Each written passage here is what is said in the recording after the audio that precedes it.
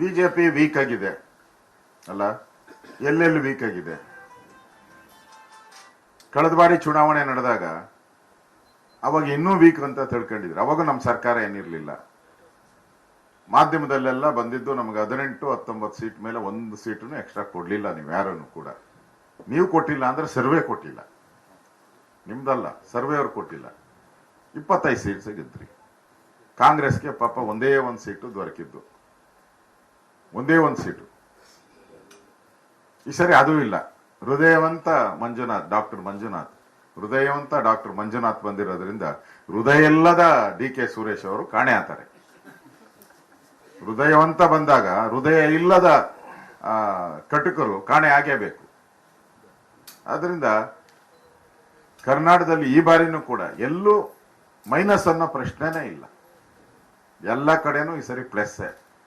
ಮತ್ತೆ JDS vote ಕೂಡ ನಮಗೆ ಬರ್ತಾ ಇದೆ. ಕಳೆದ ಬಾರಿನೇ ನಾವು ಎಲ್ಲ ಕಡೆ 2 ಲಕ್ಷ 3 ಲಕ್ಷ ಲೀಡ್ವರೆಗೂ ನಾವು ಗೆದ್ದಿದ್ವಿ.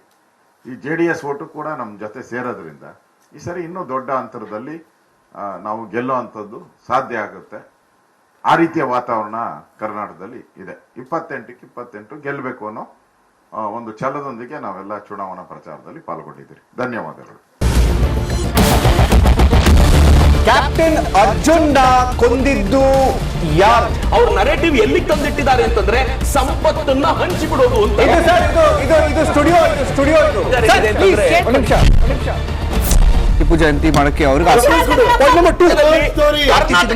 ಖಂಡಿಸಿದ್ರು. Very nice. ಯಾರು ತಪ್ಪು ಮಾಡಿರೋದಿಲ್ಲಿ? ಓಲೈಕೆ ಹೇಳಿಕೆ ಇದು ಅಂತ ಹೇಳಿ ಯಾಕೆ ಪರಿಗಣಿಸಬಾರದು? I.N.I. ಇದು ವೇದಿಕೆ, ಇದು ಫೋಟೋ ಎಲ್ರಿಗೂ ಒಂದು ಟೈಮ್. ನಿಮ್ಮ ಸಮಯ ಮುಗಿದಿದೆ. ಅವ್ರು ಹೇಳೋಕ್ಕಿಂತ ಮುಂಚೆನೆ ಹೇಗೆ ಪ್ರತಾಪ್ ಸಿಂಹ ಪಾಸ್ ಕೊಟ್ಟಿದಂತ ಆಗ್ಲಿ ಡಿಕ್ಲೇರ್ ಆಗೋಗಿತ್ತು ಅಂತ ನನಗೊಂದು ಡೌಟ್ ಬಂತು. ಸಾಕು ನಿಲ್ಸಿ, ಸಾಕು ನಿಲ್ಸಿ. ಕೆಟ್ಟ ಪದ ಬಳಕೆ ಕಾಂಪಿಟೇಷನ್ ಇಟ್ಟಿಲ್ಲ ನಾವಿಲ್ಲಿ.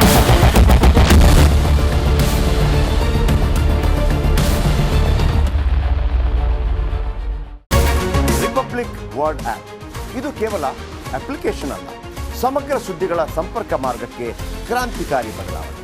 ರಿಪಬ್ಲಿಕ್ ವರ್ಲ್ಡ್ ಆಪ್ ಕೇವಲ ಸುದ್ದಿ ಅಪ್ಲಿಕೇಶನ್ ಪರಿಚಯಿಸ್ತಾ ಇಲ್ಲ, ಬದಲಾಗಿ ಡಿಜಿಟಲ್ ಸುದ್ದಿ ಬಳಕೆಯ ಹೊಸ ಯುಗಕ್ಕೆ ನಾಂದಿ ಹಾಡ್ತಾ ಇದೆ. ಇದೊಂದು ಬ್ರೇಕಿಂಗ್ ನ್ಯೂಸ್, ಪ್ರಭಾವಶಾಲಿ ಕಾರ್ಯಕ್ರಮಗಳಿಗೆ ಗಟ್ಟಿಯಾದ ನ್ಯೂಸ್. ಇಲ್ಲಿ ಕೇವಲ ತಾಜಾ ಸುದ್ದಿ, ಅದರ ನೇರ ಪ್ರಸಾರ ಮತ್ತು ಚರ್ಚೆಗಳಿಗೆ ಮಾತ್ರ ಅವಕಾಶ. ರಿಪಬ್ಲಿಕ್ ವರ್ಲ್ಡ್ ಆಪ್ ಡೌನ್ಲೋಡ್ ಮಾಡಿಕೊಳ್ಳಿ. ಗೂಗಲ್ ಪ್ಲೇ ಸ್ಟೋರ್ ಮತ್ತು ಆಪಲ್ ಆಪ್ ಸ್ಟೋರ್ನಲ್ಲಿ ಲಭ್ಯವಿದೆ.